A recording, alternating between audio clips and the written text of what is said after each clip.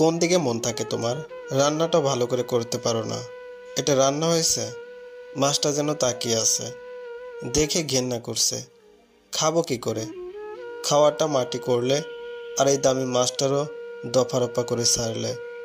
এই মাছ দিয়ে আমার মা কি দারুণ রান্না করতেন, তার স্বাদ আজও মুখে লেগে আছে।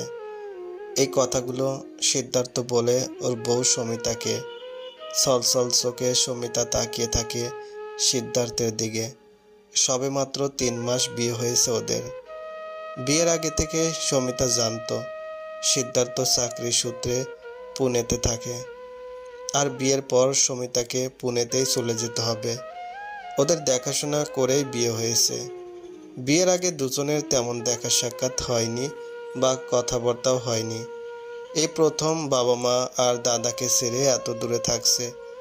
বিয়ের পর শ্বশুর বাড়িতে বেশি দিন থাকেনি, সর্বসাকুল্যে 10 দিন ছিল। তাই শ্বশুর বাড়িতে সবার সাথে তেমন কোনো পরিচয় হয়নি। আর শাশুড়ি মায়ের হাতের রান্না খাওয়ার আর রান্নার স্বাদ অনুভব করার সুযোগ খুব কমই হয়েছে। কারণ বেশিরভাগ দিনই কাকা শ্বশুরদের বাড়িতে, পিসি শাশুড়িদের বাড়িতে নিমন্ত্রণ খেয়ে বেরিয়েছে। আর কেঁদে কেঁদে দিন কেটেছে, কারণ সবাইকে ছেড়ে চলে যেতে হবে অনেক দূরে সিদ্ধার্থের সাথে। এই জন্য তাই খাওয়ার স্বাদ তেমন করে বুঝতে পারেনি। বিয়ের আগে রান্না করার সুযোগ হয়নি, কারণ সমিতার বাবা মৃদুল বাবু পছন্দ করতেন না মেয়ে রান্নাঘরে ঢুকে হাত পুড়িয়ে রান্না করুক। তাছাড়া সমিতা খুব আদরেই বড় হয়েছে। বাবা মা আর দাদার খুব আদরের ছিল। কেউ কোনোদিন ওর সাথে জোরে কথা পর্যন্ত বলেনি। বকাঝকা করা তো দূরের কথা, শান্ত স্বভাবের সমিতার ব্যবহার এতই ভালো ছিল যে কাউকে বকতেও লাগেনি সমিতাকে। সিদ্ধার্থকে সমিতা এখনও চিনে উঠতে পারেনি। সব কাজকর্মে খুঁত ধরে আর সব কিছুতেই মায়ের সাথে তুলনা করে।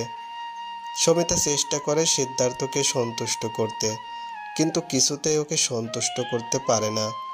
এই তো সেদিন বিছানার চাদরটাকে একটু কুঁচকেছিল, তাই নিয়ে কত কথাই না শোনালো সিদ্ধার্থ। বলে, বিছানা করতে জানো না? এটাও কি শিখিয়ে দিতে হবে? দেখনি আমার মা কেমন সুন্দর বিছানা করে। মায়ের করা বিছানায় শুলেই ঘুম এসে যায়। শোনো, এবার বাড়ি গিয়ে মায়ের কাছে বিছানা করাটা শিখে নিও। সমিতা মনে মনে বলে, অবশ্যই ভুল হয়েছে, তবে বিছানা করা শিখতে হয় নাকি? মনে খুব কষ্ট পায় সমিতা, কিন্তু মুখে রাগ কাটে না। মুখ বুজে সহ্য করে যায় সমিতা। আসলে সমিতা নিজের দোষ মেনে নিতে জানে। সত্যিই তো কাজকর্ম ঠিক মতো করতে পারে না, তবে চেষ্টা তো করে। মাঝে মাঝে ওর মনে হয় এখান থেকে চলে যেতে। সিদ্ধার্থ যে সবসময় বকাবকি করে তা নয়, আদর করে যখন ওকে কাছে টেনে নেয়, তখন সমিতা সব ভুলে যায়। ছুটি পেলে কাছাকাছি কোথাও না কোথাও বেড়াতে নিয়ে যায়। সমিতা না চাইতেই সিদ্ধার্থর মনের কথা বুঝে গিয়ে ওকে ওর পছন্দের 2 ফুচকা খাওয়ায়, আবার নিজেই পছন্দ করে বিভিন্ন ড্রেস কিনে নেয়। কর্তব্যের কোনো ত্রুটি রাখে না, কিন্তু মাঝে মাঝে কেন যে এমন কঠোর ব্যবহার করে তা কে জানে। একদিন সিদ্ধার্থ অফিস যাওয়ার সময় রুমাল খুঁজে না পেয়ে খুব চেঁচামেচি করে। সমিতা রান্নাঘর থেকে এসে রুমালটা ওর হাতে ধরিয়ে দেয়। হাতে রুমাল পেয়েও সিদ্ধার্থ সমিতাকে কথা শোনায়। বলে, অফিস যাওয়ার আগে মেজাজটাই খারাপ করে দিলে তো।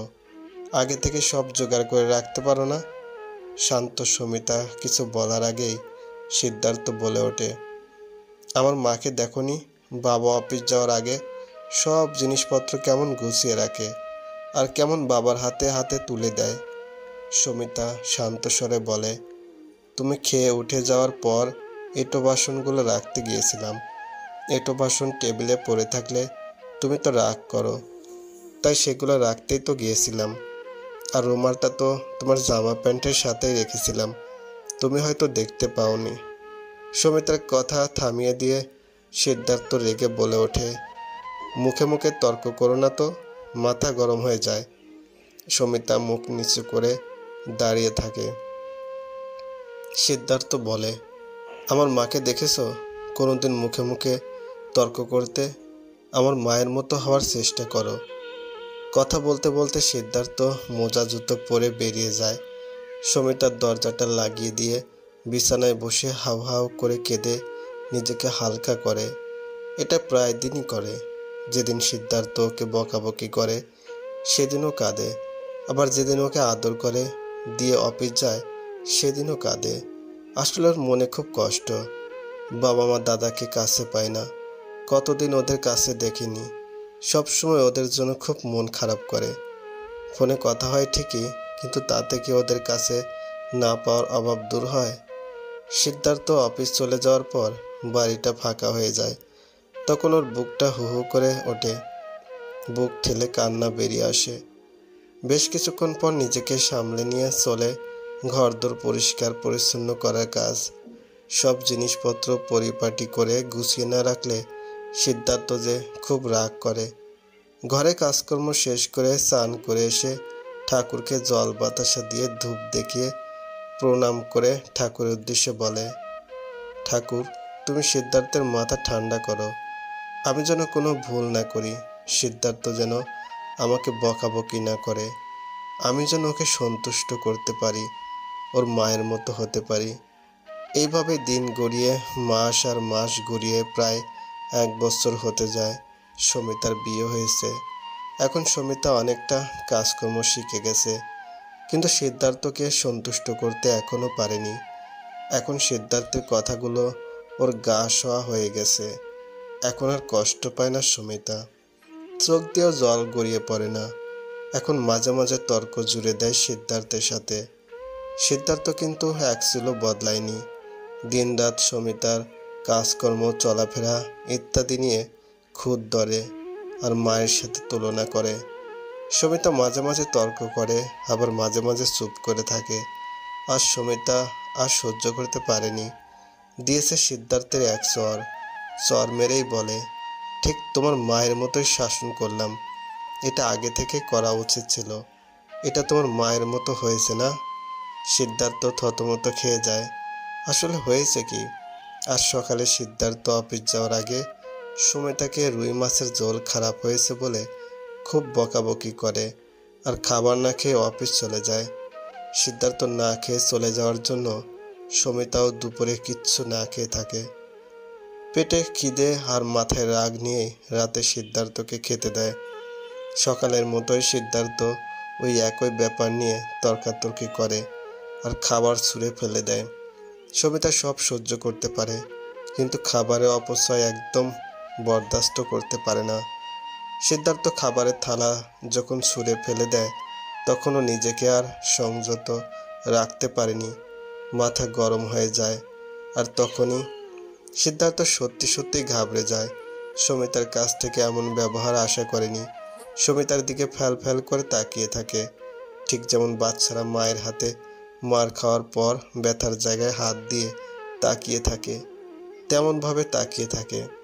সমিতা নিজেও ভাবতে পারেনি এমন অন্যায় কাজ করতে পারে। মায়েরা যেমন বাচ্চাদের মেরে আফসোস করে, সমিতাও তেমন নিজের হাত দিয়ে নিজের গালে মারছে আর হাউমাউ করে কাঁদছে। সিদ্ধার্থ নিজের ব্যথা আর অপমান ভুলে সমিতাকে জড়িয়ে ধরে আর কান্না থামানোর চেষ্টা করে। ওর ওই পাগলের মতো আচরণ দেখে সিদ্ধার্থ সত্যি সত্যি ভয় পেয়ে যায়। শান্ত সমিতার পাগলের মতো নিজের গালে দুহাত দিয়ে অনবরত মেরে চলেছে। সিদ্ধার্থ সমিতার চোখে মুখে জলের ঝাপটা দিয়ে ওকে শান্ত করার চেষ্টা করে। সিদ্ধার্থ পরে সমিতাকে কাছে টেনে নিয়ে বলে, এতদিন তোমার উপর অনেক অন্যায় করেছি, আমাকে ক্ষমা করে দাও। আজ সত্যিই আমার শাসনের প্রয়োজন ছিল। আজ তুমি প্রকৃত বন্ধুর মতো কাজ করেছ। সমিতা ওর বুকে মাথা রেখে হু হু করে কেঁদে ওঠে। সিদ্ধার্থ বলে, আসলে আমি মাকে খুব ভালোবাসি। মাকে ছেড়ে থাকতে আমার খুব কষ্ট হয়। আমি সবসময় মায়ের অভাব অনুভব করি। আমার মনে হতো তুমি মায়ের মতো আমাকে বুঝবে, মায়ের মতো সব কিছু করবে, কিন্তু একবারও ভাবিনি সেটা সম্ভব নয়। আমাকে ক্ষমা করে দাও। সমিতা কাঁদতে কাঁদতে বলে, তুমি আমাকে ক্ষমা করে দেবে তো? আমি খুব পাপ করেছি। তুমি মায়ের সাথে আমার তুলনা করতে বলে একটুও রাগ হতো না, বরং চেষ্টা করতাম ওনার মতো হতে। আমি সব সহ্য করতে পারি, কিন্তু খাবার অপচয় একদম সহ্য হয় না। তাই মাথা ঠিক রাখতে পারিনি। সে রাতে দুজনে একসাথে খাওয়া দাওয়া করে ঘুমাতে যায়। মনে হয় মায়ের মতো শাসনটা কাজে লাগবে।